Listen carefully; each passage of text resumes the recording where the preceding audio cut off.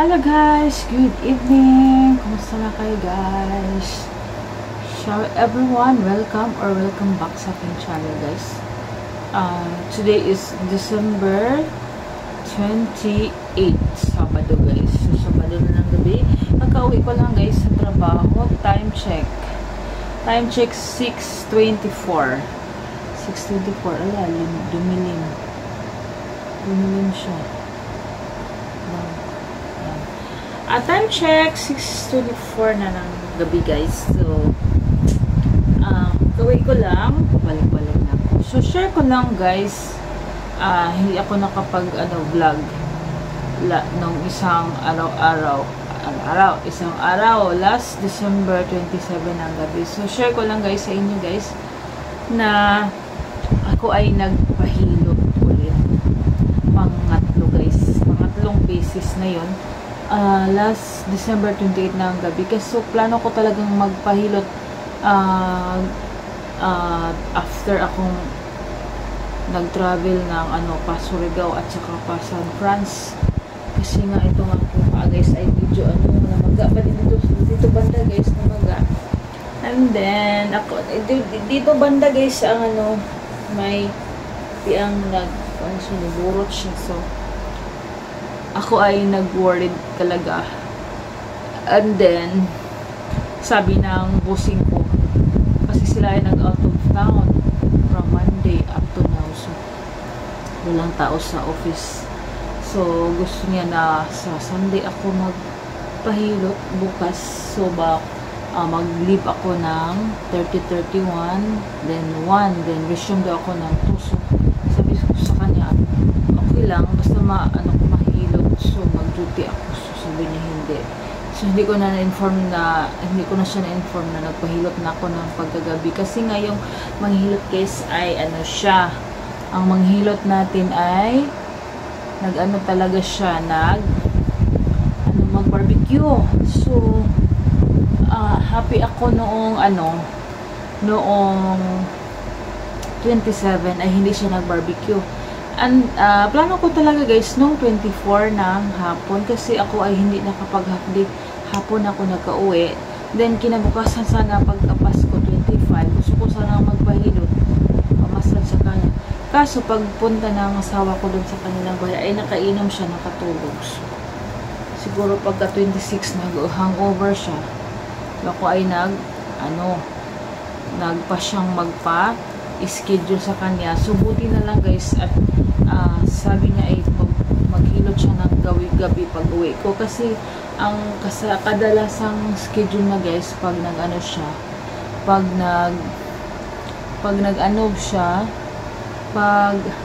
ano ba yan, wait lang guys, ang lighting guys,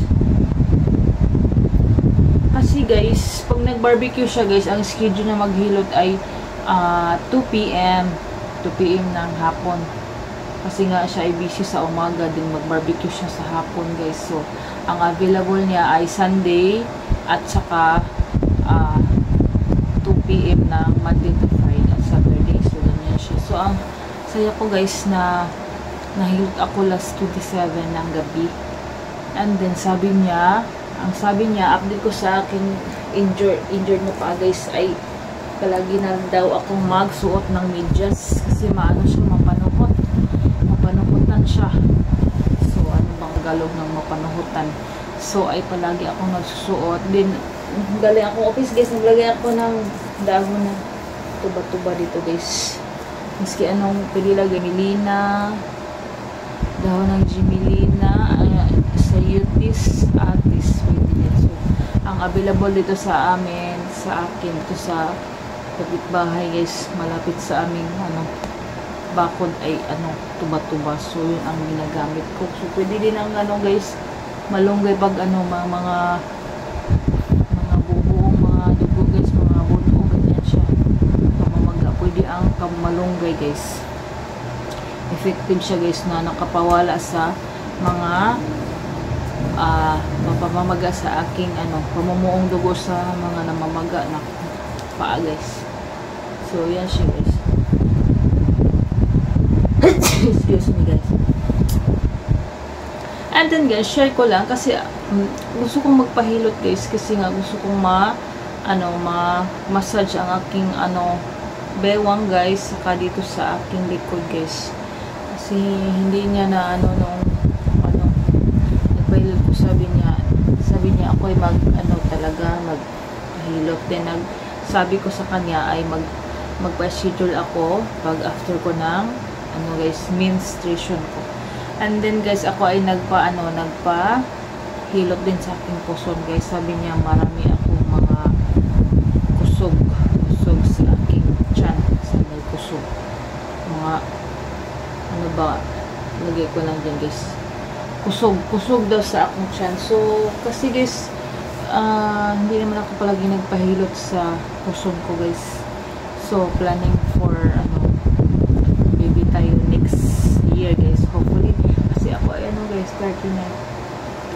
Ako ay little worried guys, little or mid worried kasi ako ay nasa mataas ang ating sugar. So, hopefully madisiplina ang ating sarili guys by next year guys, kasi 39 ako guys. So, din ako.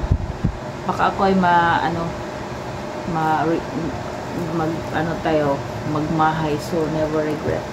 So, napay chance kung gusto nating So, kailangan nating sa ating sarili guys. So, kahit mahirap guys, kung bigyan tayo ni Lord ng blessings. So, thankful tayo nun guys. So, yun siya guys. Ako ay nahilot no. So, ang word ko ng sa paa ko guys ay naibsan ng konti. Kasi sabi niya, magburot daw siya kung may hangin o malamigan ang aking paa. So, kailangan may panangga pang medyas, ganyan siya.